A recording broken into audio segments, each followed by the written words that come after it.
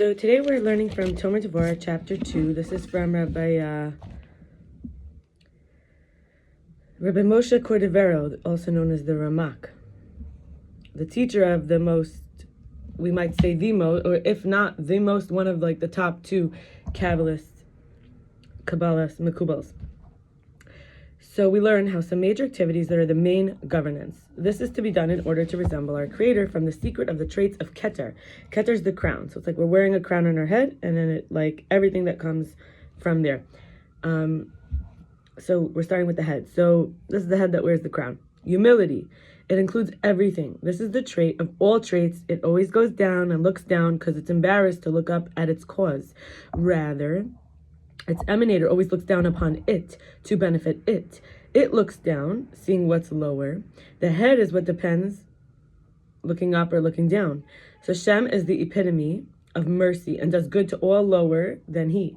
And so we also should learn from God how God treats the puny creatures below him.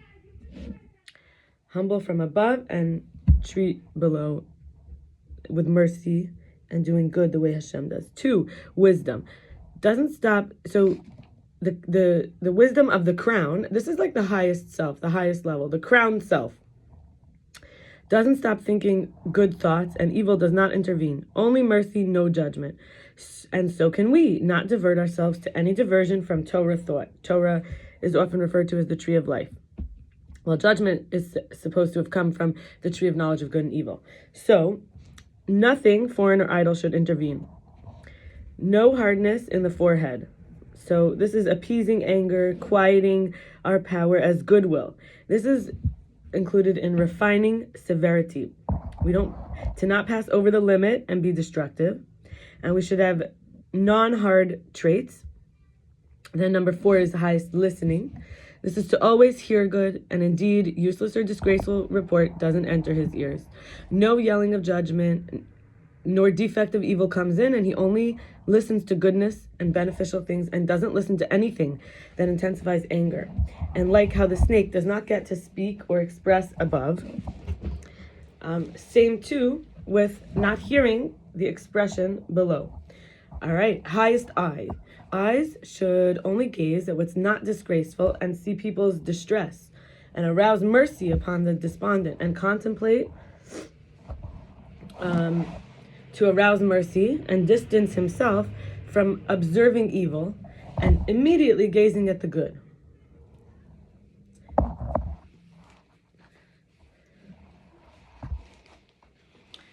Six, no fury in the nostril.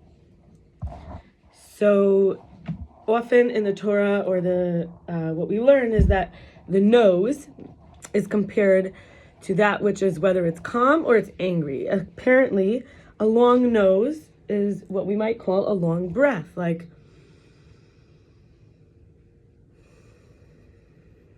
no anger, but that could kind of indicate not necessarily anger, but like potentially fury or feariness, right? So no fury in the nostril, which is often referred to as like what we would call anger, patience, goodwill, life, and no burning fury.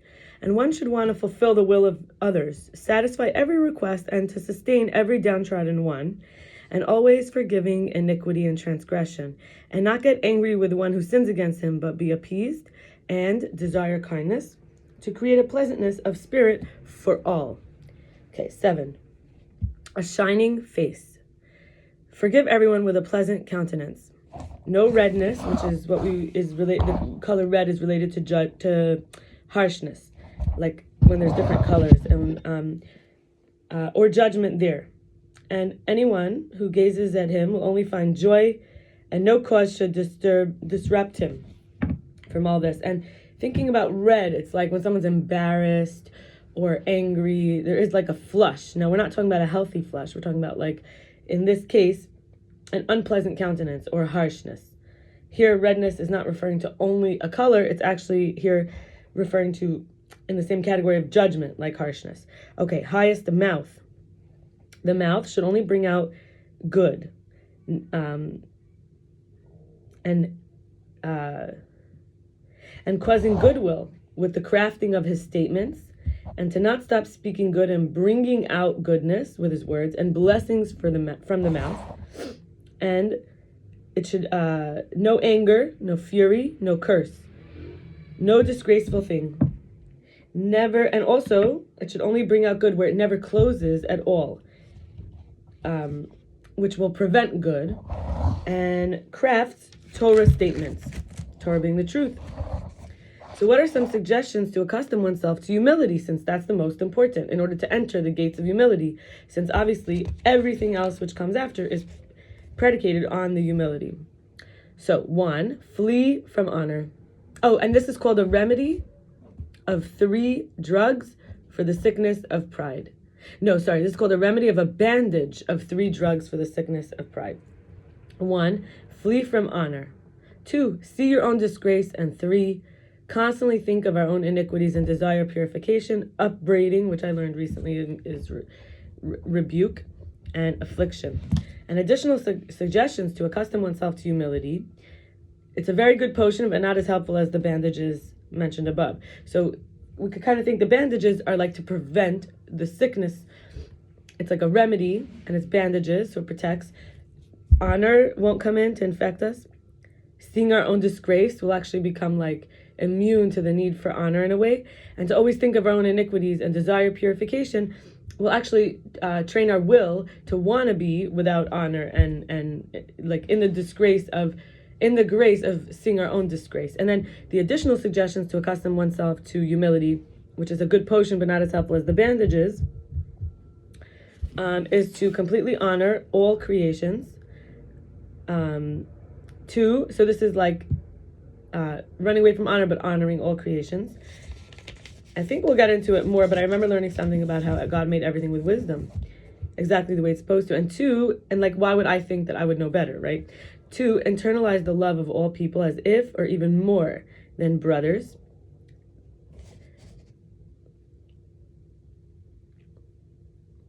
And included in this, so there's 2 here, so the second one is included in this is to think of their good, cover their blemish, and don't gaze at their scabs, but rather at their good traits.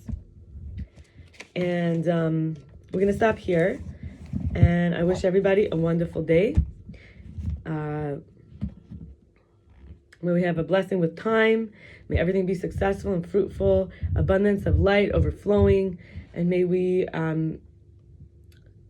love ourselves, just complete love ourselves, and let go of the self-consciousness for the sake of being conscious and emanating and being our true self without the inadequacy, not eating from the tree of knowledge of good and evil, and rather, choosing from the tree of life, which is the flow, being in the experience rather than, and we're not talking about mental rehearsals and observations, as a teacher of mine says. We're talking about the self-awareness where we're starting to get lost in in observing ourselves like an object, and then we start to perform rather than flow. And that's all for today. Bye-bye.